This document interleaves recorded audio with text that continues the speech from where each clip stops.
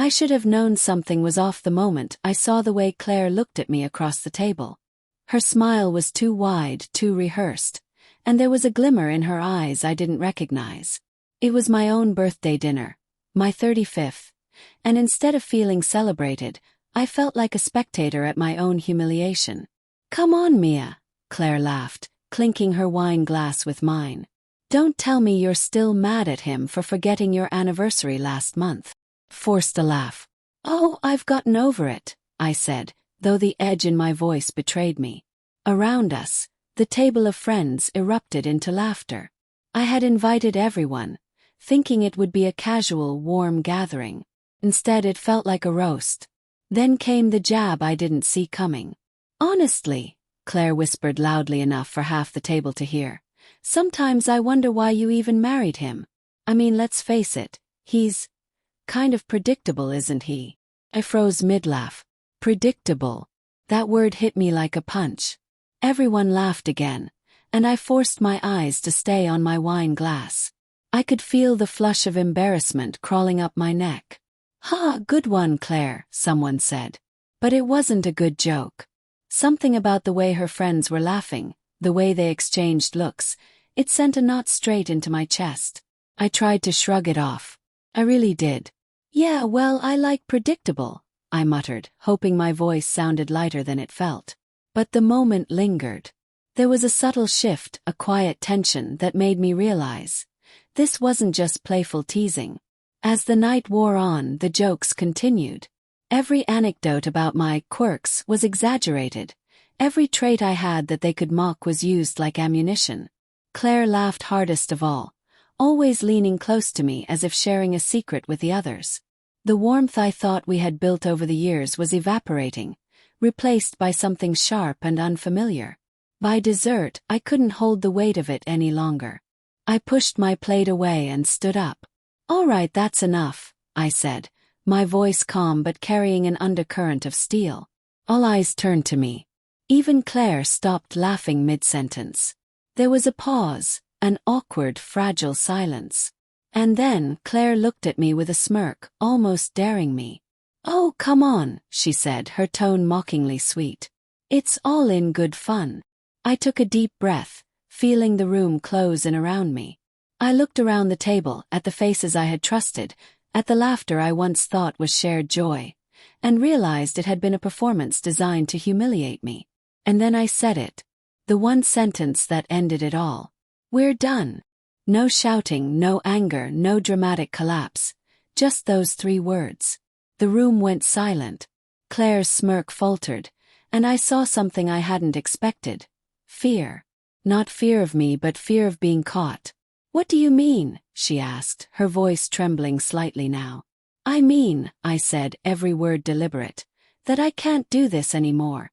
I can't be married to someone who laughs at me in front of everyone, who has no respect for me, who—" My throat tightened. I swallowed hard, fighting the lump that threatened to choke me.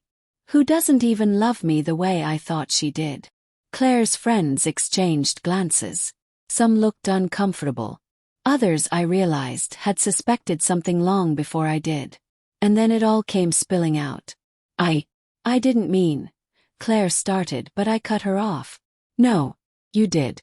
And it's not just the jokes. I know what's been happening." Her face went pale. What are you talking about?" "You know exactly what I'm talking about," I said, my voice steady now. "The messages, calls, the lies, the late nights you've spent at work. Don't bother denying it. I've seen enough." A moment of disbelief crossed her face. Then, slowly, like a curtain being pulled back, the truth emerged. She had been seeing someone else.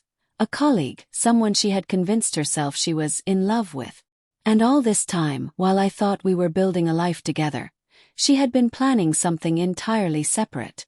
I felt like my chest had been hollowed out. Every laugh at the table, every whispered joke at my expense, every affectionate touch that had felt genuine, all of it was tainted. She had betrayed me in front of everyone, and worse, she had done it so confidently that no one thought twice before joining in her performance. "Mia." She started again, her voice small, vulnerable. I didn't mean for you to find out like this. It just happened. I didn't know how to tell you. I shook my head slowly, the weight of disappointment pressing down on me. It's not about how I found out, I said softly, though each word carried a knife of pain. It's about what you did. The trust you shattered, the life you pretended we had. I can't go back from that.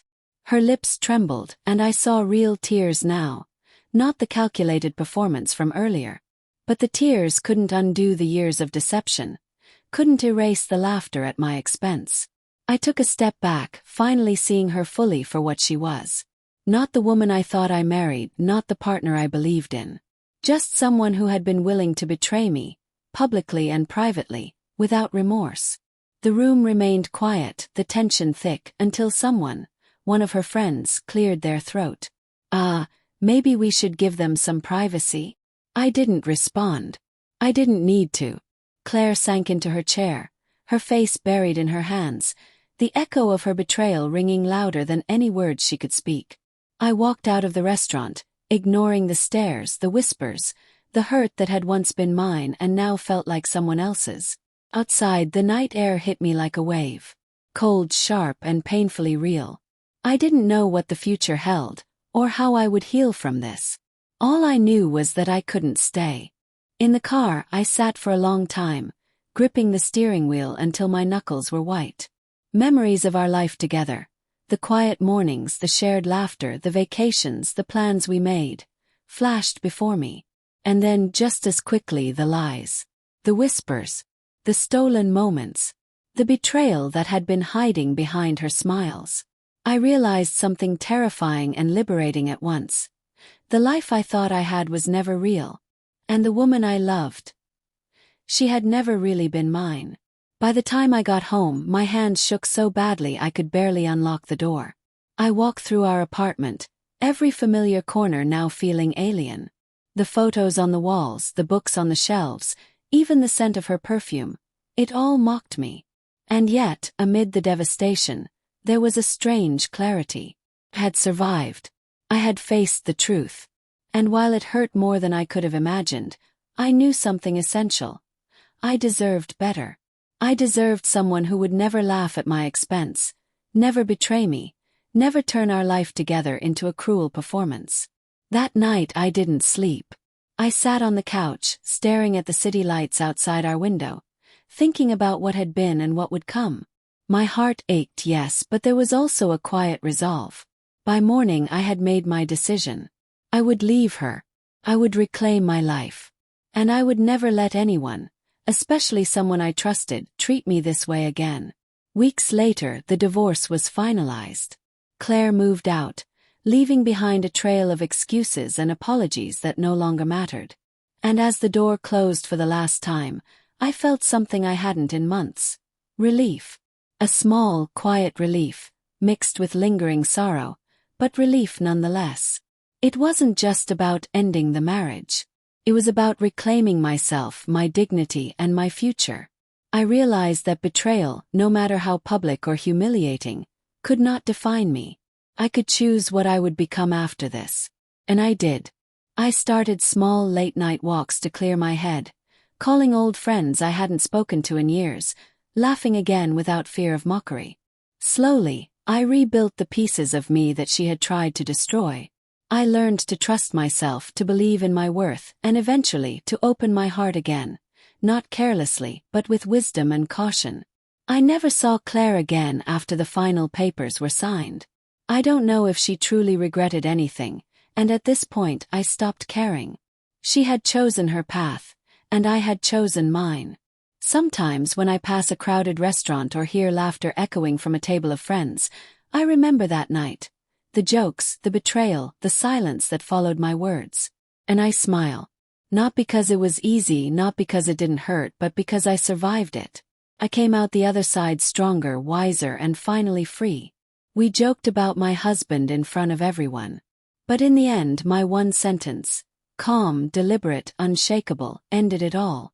And for the first time in a long time I felt like myself again.